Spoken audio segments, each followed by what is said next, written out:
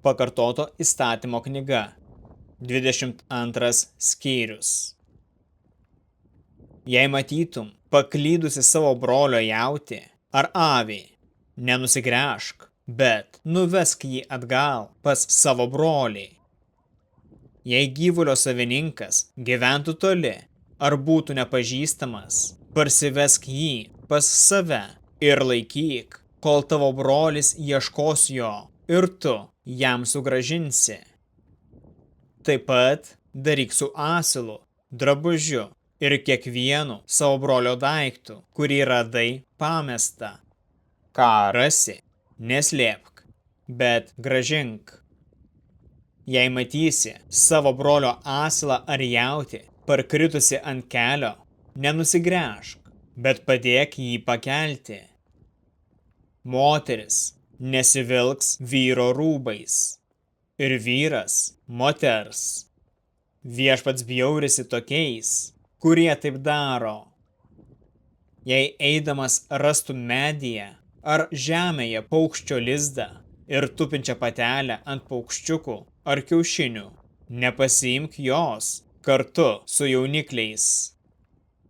Leisk nuskristi motinai, pasiimk tik paukščiukus, kad tau gerai sektųsi ir ilgai gyventum.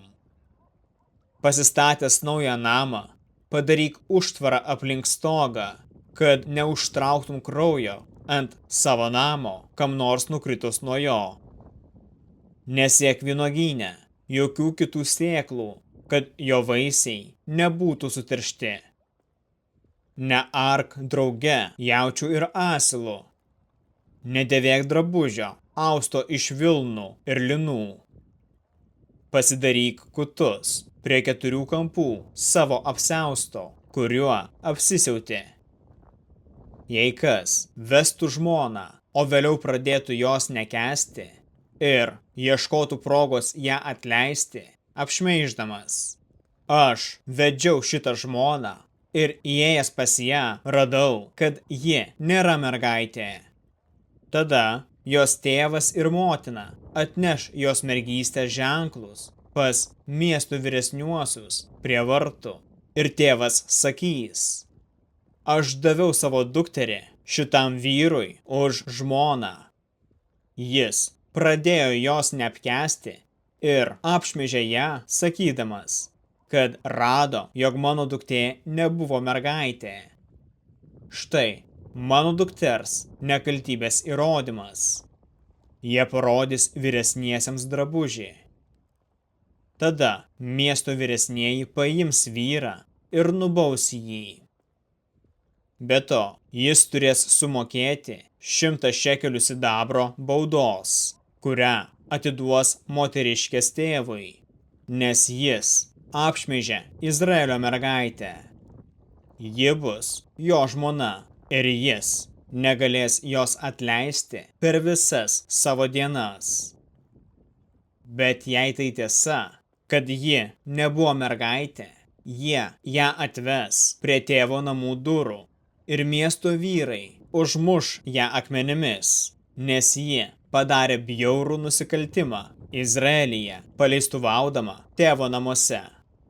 Taip pašalinsi piktą iš Izraelio. Jei vyras būtų sugautas gulint su kito žmona, abu, tiek vyras, tiek moteris, turės mirti. Taip pašalinsi piktą iš Izraelio. Jei mergaitė būtų pažadėta vyrui ir kas nors, sutikęs ją mieste, gulėtų su ją, abu bus užmušti akmenimis už miesto vartų. Mergaitė už tai, kad nešūkė būdama mieste, o vyras, kad pažemino savo artimo žmoną. Taip pašalinsi piktą iš savo žmonių. Jei vyras, sutikęs susižadėjusią mergaitę laukuose, ją išprievartautų, jis vienas bus nubaustas mirtimi. Mergaitei nieko nedarysi, nes ji nepadarė nuodėmės vertos mirties. Toks nusikaltimas prilygsta žmogžudžio nusikaltimui. Ji buvo laukuose, šaukė: bet nebuvo, kas ją išgelbėtų. Jei vyras, sutikęs nesusižadėjusią mergaitę, pagriebtų ją ir gulėtų su ją, ir jie būtų sugauti, tas vyras sumokės mergaitės tėvui 50 šekelių sidabro ir turės ją vesti, nes ją pažemino. Jis negalės jos atleisti per visas savo dienas.